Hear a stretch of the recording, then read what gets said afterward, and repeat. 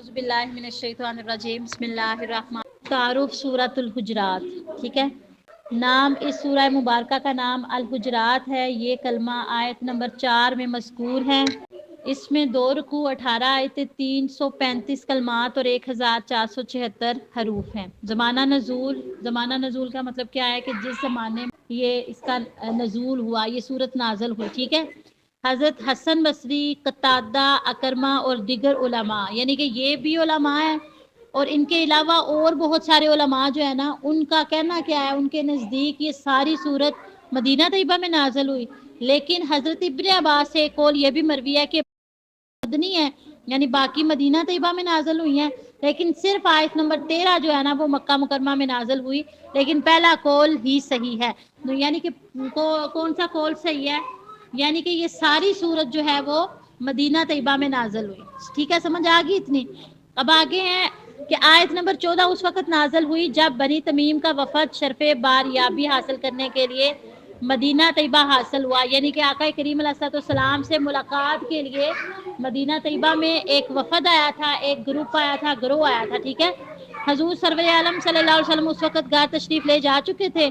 وفد نے حضور علیہ السلام کی آمد کا انتظار نہ کیا اور حجرے کے باہر کھڑے ہو کر آوازیں دینے لگے، باہر آئیے، باہر آئیے.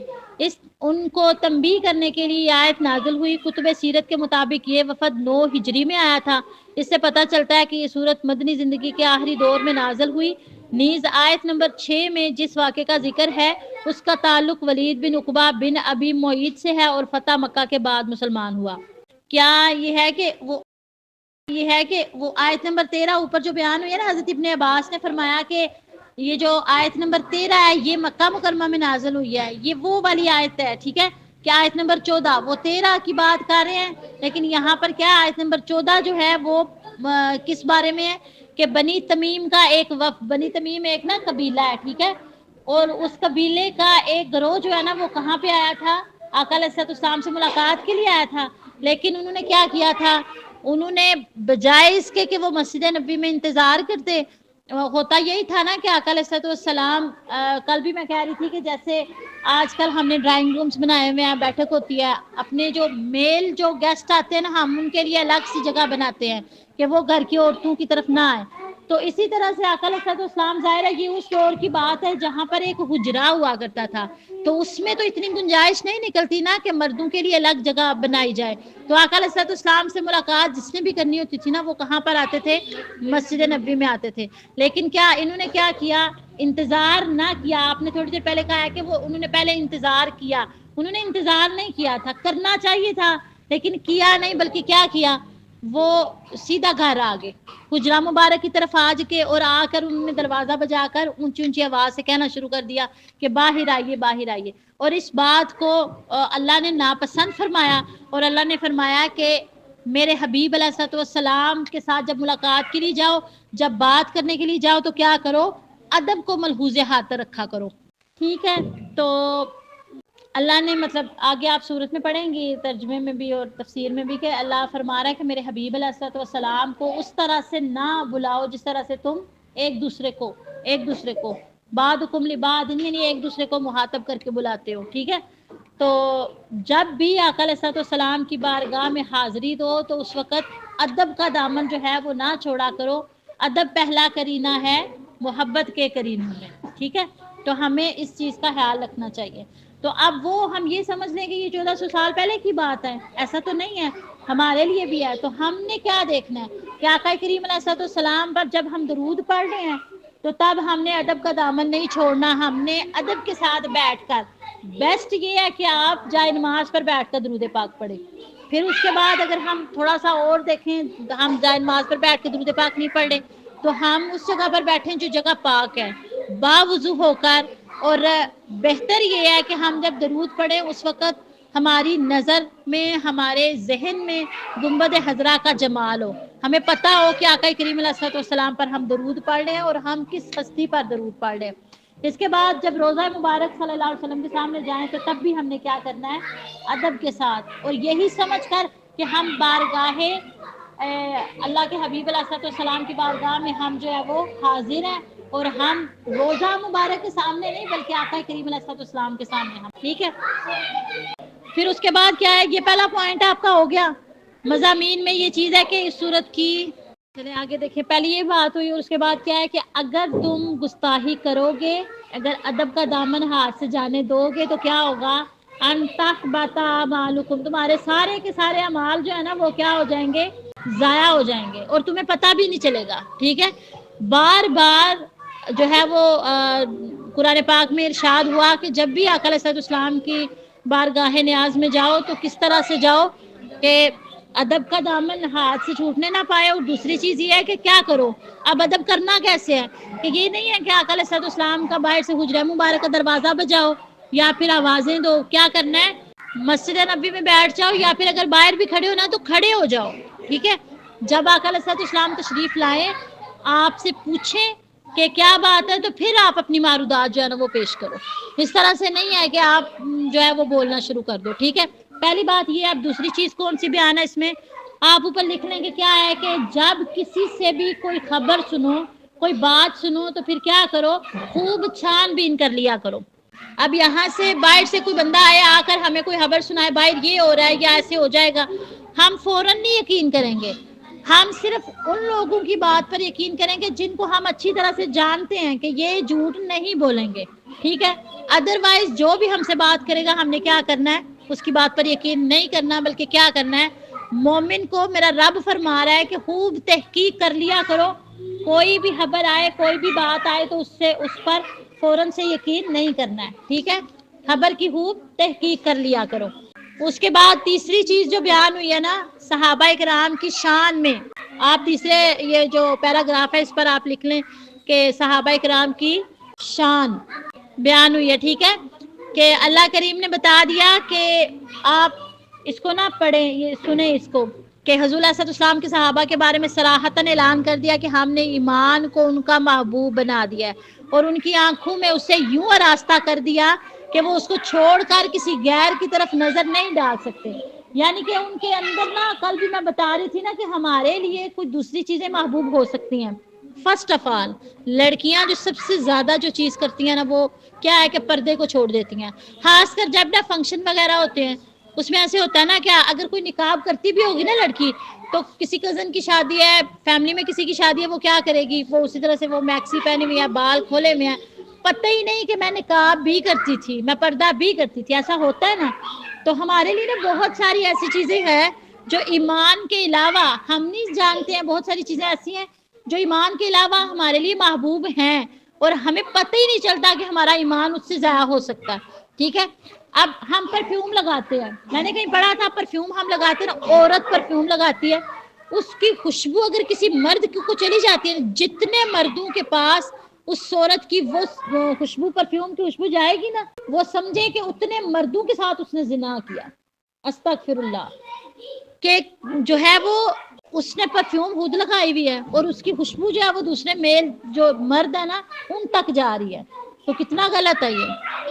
عورت کو اپنے آپ کو چھپا کے رکھنا ہے. ٹھیک ہے، تو دوسری چیز ہم کیا پڑھیں گے، یہ صحابہ کرام کی ہے کہ صحابہ کرام کے لیے ایمان جو ہے نا میرے رب نے اتنا محبوب بنا دیا ہے، ان کے دلوں میں ایمان اتنا محبوب ہے کہ وہ کسی غیر کی طرف جا ہی نہیں سکتے. ایمان کے علاوہ ان کے دل میں کچھ بھی نہیں ہے. اب یہ بغض ہو، اب یہ جو غیبت ہم لوگ کرتے ہیں، ہم لوگ جو بہتان تراشیاں کر دیتے ہیں، ہم جو جھوٹ بولتے ہیں، ہم جو غلط چیزیں گناہ کر دیتے ہیں، صحابہ کرام کا ان کے ساتھ کوئی لینا دینا نہیں ہے. تو پھر ہم کیا صحابہ کرام کے بارے میں کوئی بات کر سکتے ہیں؟ ہمارے لیے سارے صحابہ برابر ہیں. ٹھیک ہے، ہمارے لیے وہ معتبر مکرم ہے اور ان کی شان جو ہے وہ ہمارے وہم و گمان سے بھی زیادہ ہے. کیوں زیادہ؟ اگر ہم باقی چیزوں میں نہ پڑھیں، صرف یہ دیکھیں کہ صحابہ کرام نے آقا علیہ السلام کا دیدار فرمایا ہوا ہے اور ہر جگہ پر دیدار کیا ہوا ہے. ذرا غور کریں نا کہ صحابہ کرام نے جب آقا علیہ السلام وضو فرماتے تھے نا تو صحابہ اپنے ہاتھوں پر لے کر وہ چہروں پر ملا کرتے تھے، اپنے جسم پر مل لیا کرتے تھے. کسی کو کسی جگہ پر تکلیف ہوتی، کسی کو بخار ہے وہ اپنے پورے جسم پر مال لیتا تھا، کسی کو کسی جگہ پر پھنسی نکلی ہوئی یا کوئی پھوڑا نکلا ہوا ہے، کسی کو درد ہوتا تھا وہ وضو کا پانی لگا لیتا، شفا یاب ہو جایا کرتا تھا. ایمان تھا نا ان کا. اور دوسرا کیا کرتے تھے آقا علیہ السلام کی طرف دیکھ کر ہر کام انہوں نے کرنا ہے تو آقا علیہ السلام کے چہرہ مبارک کی زیارت کر کے انہوں نے کرنا ہوتا تھا. نماز پڑھنی ہے تو صحابہ کرام پیچھے ہیں, آقا علیہ السلام جو ہے وہ آگے نماز پڑھا رہے ہیں. پھر قرآن پاک پڑھنا ہے تو یہ قرآن پاک کی وحی نازل ہو رہی ہے اور یہ صحابہ کرام سامنے بیٹھے ہیں اور ابھی اللہ کا حکم آئے ہی ہے تو صحابہ تک پہنچ گیا ہے. اس سے بڑی بھی خوش قسمتی کی بات ہے کوئی. اور وہ سارے جو ہے نا وہ پہلے لکھنے کا نہیں تھا دور, پہلے آقا علیہ السلام ارشاد فرماتے تھے اور صحابہ سن لیا کرتے تھے. ٹھیک ہے, سمجھ آ گئی ہے. تو صحابہ کرام کے بارے میں ہمارے سامنے کوئی نام لے بھی نا, مطلب کچھ لوگ جیسے کہتے ہیں کہ حضرت علی رضی اللہ تعالیٰ عنہ کی خلافت کا حق جو ہے وہ باقی صحابہ نے چھینا ہے, اس طرح کی کوئی بھی بات ہمارے سامنے کریں تو ہم نے اس پر یقین نہیں کرنا, کیونکہ صحابہ کرام جو ہیں وہ ان کے لیے ایمان اتنا محبوب ہے کہ کوئی دوسری چیز ہو ہی نہیں سکتی ہے. سمجھ آئیے. اب اس کے بعد کیا ہے کہ اگر اہل ایمان دو لوگ جو ہے نا وہ آپس میں جھگڑا ہو جائے, ان کا لڑ پڑے, تو پھر کیا کرنا ہے, ہم نے ان کی صلح کروانی ہے. ٹھیک ہے, سائڈ بھی نہیں ہو جانا بلکہ کیا کرنا ہے, کوشش کر کے ہم نے ان کی صلح کروانی ہے. یہ ہمارا ہو گیا, چوتھا پوائنٹ ہو گیا نا. پھر اس کے بعد کیا ہے کہ آقا کریم علیہ السلام کا فرمان بھی ہے کہ کوئی کسی بھی جگہ پر رہتا ہو, کسی ملک میں کسی بھی زمین کے کسی بھی گوشے میں رہتا ہو, اگر وہ کلمہ گو ہے تو وہ کیا ہے, وہ مسلمان کا بھائی ہے. کوئی کسی گورے کو کسی کالے پر, کسی عربی کو کسی اجمی پر فوقیت حاصل نہیں ہے. سارے انسان جو ہے وہ آدم و حوا کی اولاد ہے اور وہ سب انسان کیا ہے, برابر ہے. تو یہ ہم کیا پڑھ رہے ہیں ویسے پتہ ہے آپ لوگوں کو, یہ ہم تعارف پڑھ رہے ہیں اس سورت کا جو ہم نے آگے پڑھنا ہے. اس سورت میں نا ہم نے یہ چیزیں ساری پڑھنی ہے ڈیٹیل کے ساتھ. ابھی صرف یہ بتایا گیا ہے کہ اس کے اندر یہ چیزیں آئیں گی. ٹھیک ہے, پھر اس کے بعد ہے کہ یہ اسلامی معاشرے کے بارے میں اس میں بیان کیا گیا ہے کہ اسلامی معاشرے میں اگر ہم ترقی خوشحالی لانا چاہتے ہیں تو پھر ہمیں کیا کرنا چاہیے, ہمیں نفرت, حقارت, حسد اور عداوت کی تخم ریزی نہیں کرنی چاہیے, بیج نہیں بونا چاہیے, بلکہ کیا کرنا چاہیے, خوش اخلاقی کے ساتھ ایک دوسرے کی عیب جوئی کے علاوہ ہم کیا کریں گے, ہم جو ہے وہ خوش اخلاقی کے ساتھ ایک دوسرے کا سہارا بنیں گے, محبت کے ساتھ, احسان کے ساتھ, ہم جو ہے وہ شفقت کے ساتھ ایک دوسرے کے ساتھ پیش آئیں گے. اس طرح سے ہم کیا کریں گے, اپنے معاشرے کو ترقی اور خوشحالی کی راہ پر گامزن کر سکتے ہیں. ٹھیک ہے, پھر اس کے بعد کیا ہے, یہ آگے پھر وہی چیز آ رہی ہے کہ تم سب آدم و حوا کی اولاد ہو اور تمام امتیازات جو ہے نا وہ ختم ہے. صحیح ہے, پھر اینڈ پر جو ہے وہ کس چیز کے بارے میں ہے, جہاد کے بارے میں. ٹھیک ہے, جہاد کے بارے میں حکم دیا گیا ہے کہ ہر مسلمان پر جہاد جو ہے وہ فرض ہے. کس طرح فرض ہے, اگر ضرورت پڑ گئی ہے, ٹھیک ہے, اور ہم جو ہے وہ استطاعت بھی رکھتے ہیں, ہم جو ہے وہ میدان میں, آپ دیکھیں نا ہماری پہلی جنگ جو ہوئی تھی وہ کیسے تھی, 313 مسلمان تھے اور 1000 کا لشکر تھا. غزوہ بدر جب ہوئی تھی تو مسلمانوں نے, اللہ نے مسلمانوں کو فتح عطا فرمائی تھی. تو جب فتح دی تو اس کا مطلب یہ ہے کہ جو ہم یہ دیکھیں کہ ان کی تعداد زیادہ ہے, کفار زیادہ ہے, مسلمان کم ہے, تو یہ چیز جو ہے نا وہ میٹر نہیں کرتی ہے. ٹھیک ہے, صرف اور صرف قوت ایمانی ہونی چاہیے اور دوسری چیز کیا ہے کہ ہمیں احساس ہونا چاہیے. ٹھیک ہے, اور جہاد جو ہے وہ مسلمان پر کیا ہے, فرض ہے. بس یہ اس کے اندر ہے, یہ پوائنٹس آپ لوگ تیار کر لیں. ویسے میں نے اپنے لفظوں میں آپ کو بتایا ہے, یہ اس لیے کہ چلیں ٹائم بھی شارٹ ہے اور آپ کو بس پتہ چل جائے کہ سورت میں بیان کیا ہوا ہے. ٹھیک ہے, اب سورت میں ہم یہ ڈیٹیل کے ساتھ آگے پڑھ لیں گے.